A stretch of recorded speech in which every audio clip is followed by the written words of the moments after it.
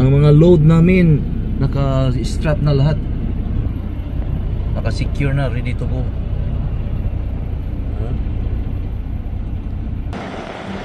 Yan guys, oh. Ready to go na yung mga load dito. Naka-strap na. Nakalagay na yung mga corner protector.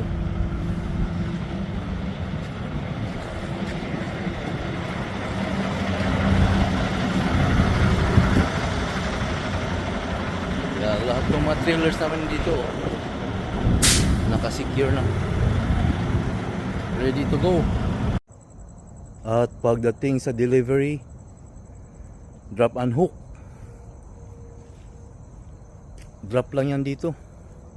Hindi na live unload.